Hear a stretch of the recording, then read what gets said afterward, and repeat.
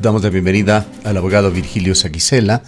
Él es vicepresidente de la Asamblea, representante de la provincia de El Cañar, es también miembro de la Comisión de Garantías Constitucionales, Derechos Humanos, Derechos Colectivos e Interculturalidad. Bienvenido, abogado Saquicela. Quisiéramos conocer la relevancia de lo que se aprobó en esta sesión, que la hemos citado, la 746 de la Asamblea, en la cual se ha decidido de que se debe proceder con una consulta prelegislativa a comunidades y en sectores rurales del país, particularmente con aquellos afectados por proyectos mineros. ¿Qué alcances tendría esta decisión? Buenos días, Gustavo. Gracias por la oportunidad. Quisiera desearle a usted y a todos quienes nos ven y nos escuchan a través de este prestigioso medio de comunicación un feliz año 2022, que se cristalicen sus aspiraciones. Gracias, igualmente para usted. La ciudadanía. En efecto, la ley respecto de la minería viene tratándose en la Comisión de Biodiversidad desde hace ya varios meses. Ha existido algunos puntos de vista, debates en la Asamblea Nacional, tanto en la Comisión cuanto en el Pleno, y en efecto también la consulta prelegislativa ha sido establecida en varios sectores o comunidades del país. Está dentro del marco legal, dentro del marco constitucional esta consulta. Si a veces se tergiversa, ¿qué es la consulta? Muchos por la terminología la confunden con que es una consulta como la consulta popular. Así es, tratamos, dicho sea de paso, en esta semana con el señor Fernando Cabascango, presidente de la misma comisión a la cual usted pertenece, y realmente no supo explicarnos cabalmente de qué se trata, habiéndonos dejado con dudas que esperamos despejarle en esta mañana. ¿Qué alcances tiene esto? Claro. Entonces, no podemos confundirla con una consulta de tipo electoral, de que sea la población la que decida a través de las urnas y diga procede o no procede la minería. Más bien esta consulta lo que encierra a través de la terminología no debería ser esa, debería haber sido el diálogo, el acuerdo, la conciliación. Es la explicación a través de la Comisión de Biodiversidad y a través de los mecanismos que dispone la Asamblea Nacional para con las comunidades, para con los sectores, sobre los alcances de un proceso de extracción minera, sobre las posibilidades o no, sobre los puntos de vista que esgrima la comunidad, sobre las posibilidades de paliar cualquier efecto en contra de la naturaleza, de las fuentes hídricas. Esa es la consulta que va a realizar la Comisión de Biodiversidad y que fue aprobada por la Asamblea en la sesión respectiva, por el Pleno, en estos casos puntuales que la Comisión había visto. Aspiremos de que se llegue a ese diálogo y que pueda propiciar el entendimiento del alcance del tema minero en esos sectores, en el país mismo. Es siempre complicado cuando está en juego el tema de las fuentes hídricas, sobre todo. Pero, es decir, asambleísta, es una consulta que tiene básicamente fines informativos para ilustrar a los legisladores sobre la forma de pensar de una comunidad, así debemos entenderlo. Así es la verdad, y al final del día, con esos insumos adicionales, será el Pleno de la Asamblea el que resuelva sobre esta reforma legal que está planteada. Ahora, bien vale la pena diferenciar esto de la consulta prelegislativa, que usted lo aclara ya parcialmente, con otras figuras que existen en la Constitución y las leyes, como es la consulta ambiental, tema sobre el cual dictaminó hace muy poco la Corte Constitucional. En el caso, me parece que es de Los Aromos, también lo hizo en otro caso, el caso Manglares. Y por otra parte, la consulta previa, que es algo que se incluye dentro de todo lo que son los procesos de minería en el Ecuador, y que tanta polémica también ha traído. Uno de los temas más delicados y que se fue consolidando en el gobierno anterior es que estas consultas, que provienen de la Constitución, de los derechos de la naturaleza, de las leyes previamente aprobadas, incluso leyes orgánicas, en el gobierno anterior se le dio la interpretación de que no tienen el carácter vinculante, tema que resulta muy polémico. Quisiéramos rogarle, para ordenar las cosas, las diferencias entre estos tres tipos de consulta: prelegislativa, consulta ambiental, consulta previa, y el carácter o no vinculante de las mismas. Pues yo creo que deberíamos más bien ver la semejanza entre los tres procesos que prevé la ley. Y en el fondo del asunto se asemejan en que no son vinculantes, que no son de estricto cumplimiento, de que ese pronunciamiento más bien es una socialización. No está imperativo en la ley, porque vayamos un poco más allá, sin ser ni defensores de la minería ni contradictores de la minería, porque siempre es un tema neurálgico que tiene que ser analizado con seriedad, con pinzas, esta situación. Pero si sometemos a consulta previa o a consulta informativa o a la consulta esta de la socialización que se va a realizar en estos temas, vamos a estar 100% seguros de que no menos del 80%, como sucedió en una consulta que se hizo en el Azuay, va a oponerse a la minería. Ahora, la otra lista es qué pasa con la minería. ¿Es necesaria la minería? Tanto se habla de la minería responsable. Es factible que en el país se instaure cómo a través de la tecnología se puede evitar la agresión al medio ambiente, todas esas situaciones. Y en el tema medioambiental, más bien son imperativos legales que se tienen que cumplir estrictamente, que están previstos en la ley, que es el respeto al medio ambiente, la contaminación, hasta dónde se puede dar. Yo recuerdo en el tema medio, haciendo una analogía, Huapán, en Azogues, donde yo fui alcalde, se dice que sí hay la contaminación, pero está dentro del marco legal, medioambiental, esa contaminación que de una u otra manera le ha... Está dentro de rangos de tolerancia. De tolerancia, pero sigue existiendo, ¿no? Y tenemos que convivir con ello. Y Cuenca mismo, el tema del parque industrial, que poco a poco intenta ir saliendo de la ciudad, contamina la propia ciudad. Entonces, esas temáticas no son imperativas, las normativas o las consultas previas, las consultas prelegislativas, no son mandatorias, porque sería también una cuestión medio complicada respecto de la posibilidad de que el país pueda acceder a los metales que existen en el Ecuador. Así es de que este tema tiene que ser tratado con cuidado. Aspiremos ya que el informe definitivo de la Comisión de Biodiversidad se ha presentado en el momento oportuno, de que podamos discutir, recibir los criterios de los conocedores de la materia y buscar las alternativas para darle un marco legal serio, en donde estén las reglas de juego tanto para las empresas mineras. Hay empresas que están del extranjero, cuando existen los recursos en el país, vienen todo el mundo.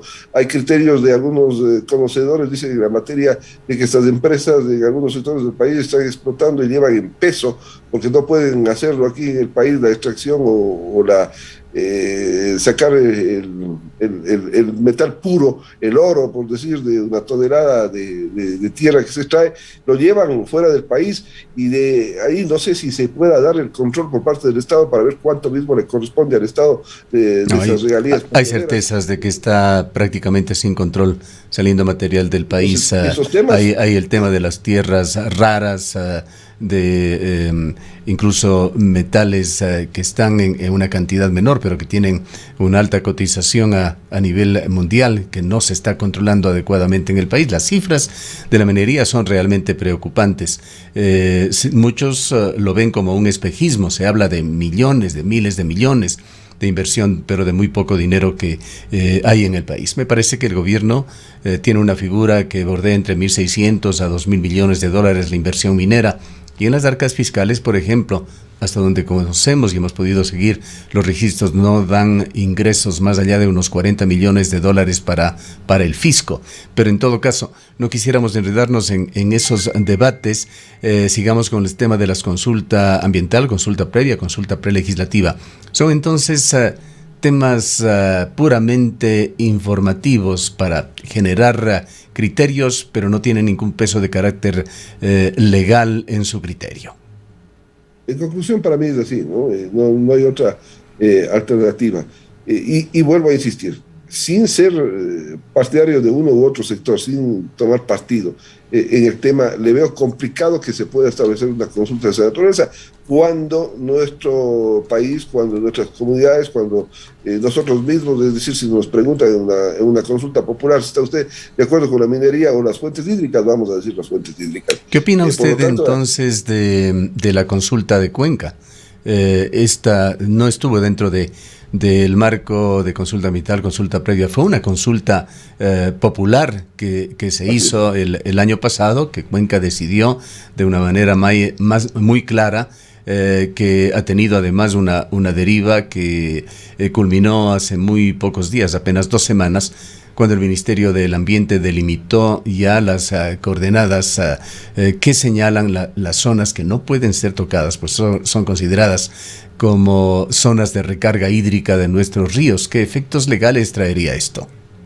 Bueno, es una base fundamental porque está previsto, si bien no la consulta popular que se realizó en Cuenca, pero sí la figura de la socialización, de consultar con la gente sobre los temas. Pero en el caso de Cuenca ha sido una base fundamental para que se respeten justamente sus derechos de la naturaleza, sus derechos hídricos, sus derechos de los ciudadanos. Así es de que el pronunciamiento de la gente es fundamental, tanto para el legislador cuanto para el administrador del país, que es el gobierno nacional, a través de los ministerios respectivos, que tienen que buscar las alternativas para precautelar esas fuentes hídricas. Al final del día, tiene que estar por encima, obviamente, de la minería, la vida de la gente, de las fuentes hídricas, pero también hay que intentar conjugar dentro del marco legal la posibilidad de que el país pueda tener regalías. Pero si usted da una cifra de 40 millones, es absurda respecto de lo que se puede explotar. Recibir 40 millones... Posiblemente habrá ingresado algo más, pero está dentro de ese rango asambleísta. Si tengan 100 millones al año es irrisorio respecto de la afección que se pueda causar. Es decir, este tema tiene que ser tratado a través de los medios de comunicación, a través de la legislatura, a través de la sociedad civil, a través del gobierno, en una mesa de diálogo para buscar consensos. Nosotros hemos pedido desde mi despacho información al ministerio correspondiente a objeto de que nos hagan conocer cómo están esos procesos de adjudicación, que otros sectores mineros estarían en la posibilidad de ser explotados. No existe un listado oficial, según se me ha comunicado, de cuáles son estos espacios mineros en el país que deberían existir para que la ciudadanía lo conozca y podamos discutir, analizar. El territorio nacional, usted lo conoce, asambleísta, está plagado de concesiones.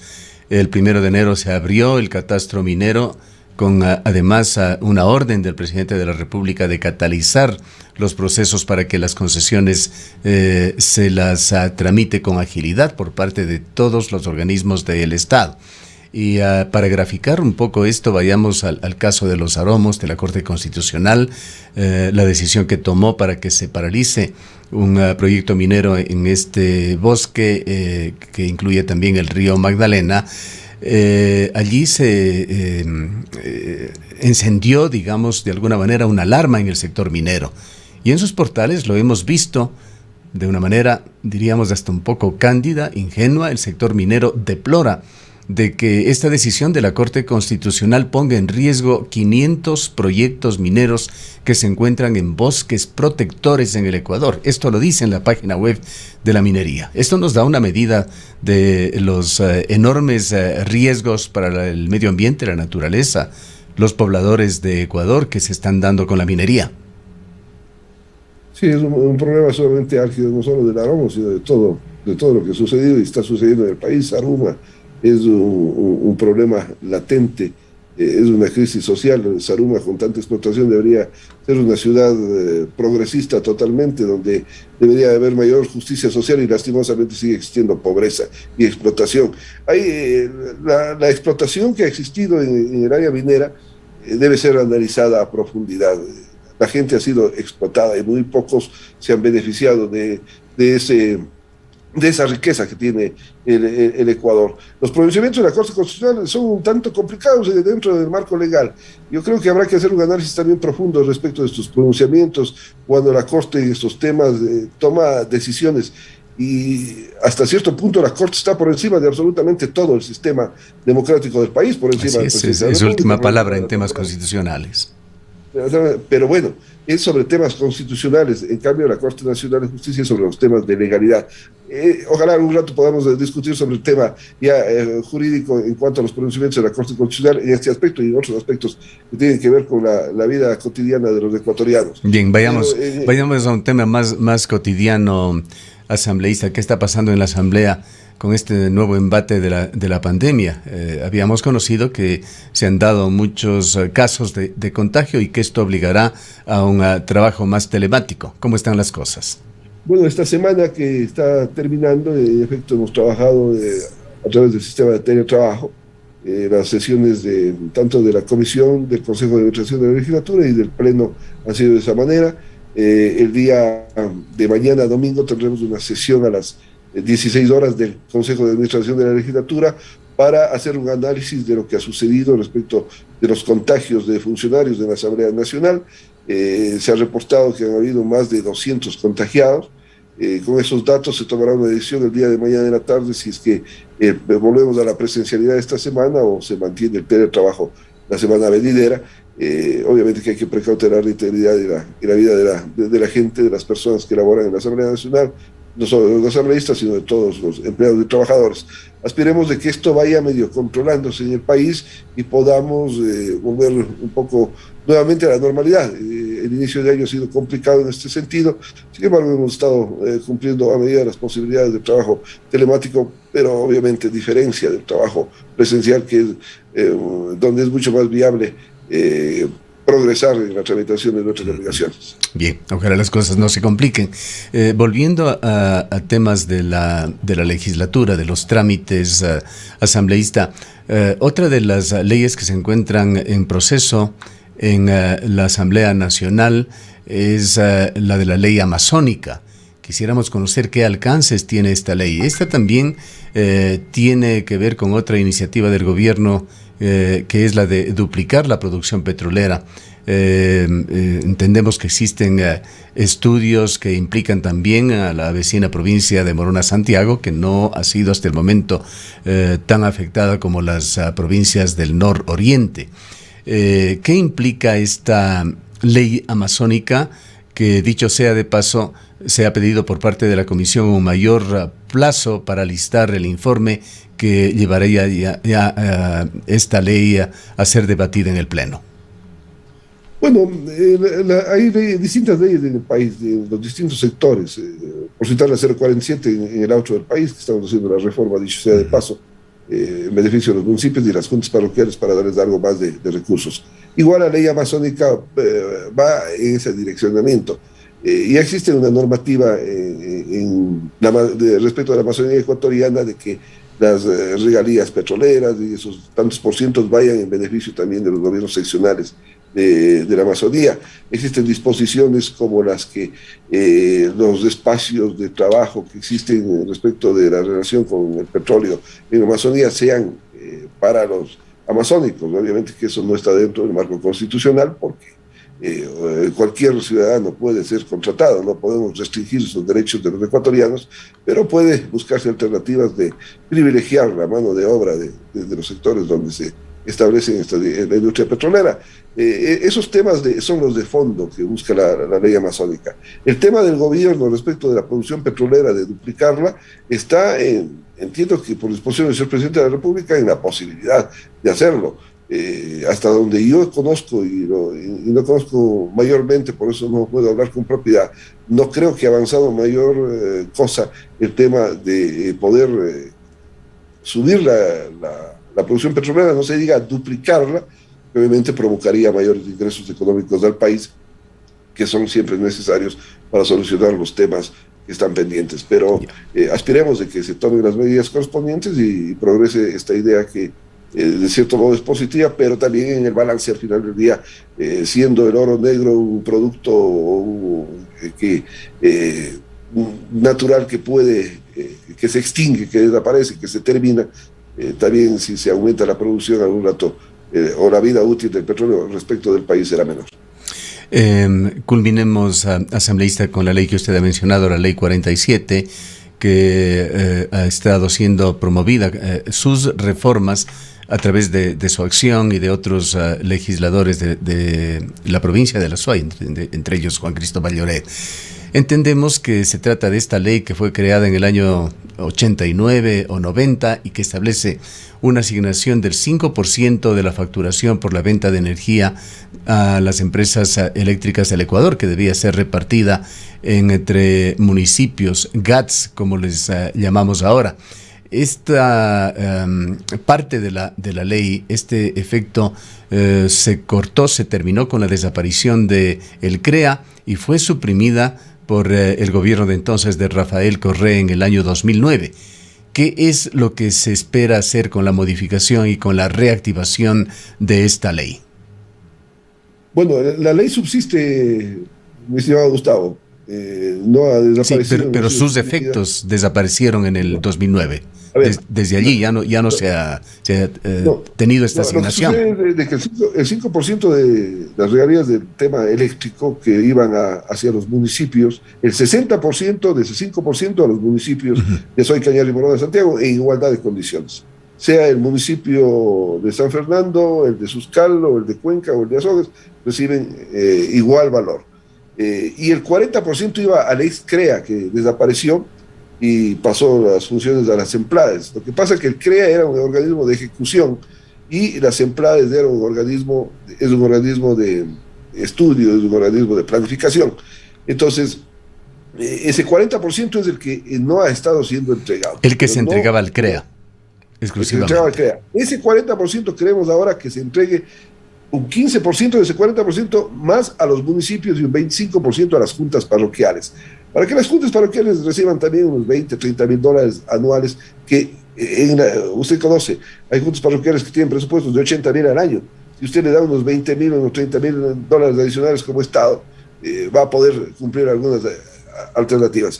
Pero una puntualización asambleísta, ¿de cuánto estamos hablando con ese 40% que correspondía al CREA aproximadamente anualmente? Estamos hablando de no menos de unos 3 millones a 3 millones y medio de dólares, que si usted multiplica por los 13 años, a partir del año 2008 que desapareció el CREA hasta la presente fecha, estamos hablando de 40 millones de dólares más o menos. Y podría darse una disposición retroactiva para que se cumpla con esta ley. No se está legislando retroactivamente, sino exigiendo que se cumpla con lo que estaba ya legislado. Ese dinero que debe estar en las arcas fiscales sea entregado. Ahí sí podríamos estar entregando alrededor de $1 millón por municipio del austro del país, que sería importante. Y estamos trabajando con Juan José Lloret, con los distintos asambleístas de los distintos sectores. ¿Qué posibilidades hay de que tenga éxito esta gestión? Totalmente, estamos ya para el cronograma. Lastimosamente el tema de estos días de suspensión por el tema del COVID no nos han permitido agilitar el cronograma, pero entiendo que la segunda quincena estaremos con el cronograma. Vamos a hacer una reunión con todos los asambleístas del Austro, Azoy, Cañar y Morón de Santiago, en Cuenca, con los alcaldes y con las juntas parroquiales, ojalá en el mes de febrero, para poder socializar este tema, aprobarlo en la comisión, pasarlo al pleno, y ojalá en el primer trimestre alcancemos ya a aprobar esta reforma a la 047. Ahora, entendemos que en la legislatura estaba contemplada solo la central Paute. ¿Qué pasa con los proyectos que han surgido en forma posterior, Sopladora y Mina San Francisco, Mazar? Cuando viene la discusión, la camisa de fuerza que establece que el tema en cuanto a influencia económica solo tiene la capacidad del Ejecutivo. Para nosotros poder resolver este tema estamos caminando dentro de este marco legal de la Paute, que es la que existía en esa época. Pero hemos pedido al Ejecutivo, y voy a tener una reunión ojalá en los próximos días con el presidente, a ver si es que dentro de la iniciativa que ellos tienen en el campo económico pueden insertar también las empresas que han venido creándose a lo largo de estos años. Bien, queremos agradecerle por habernos acompañado, abogado Saquicela.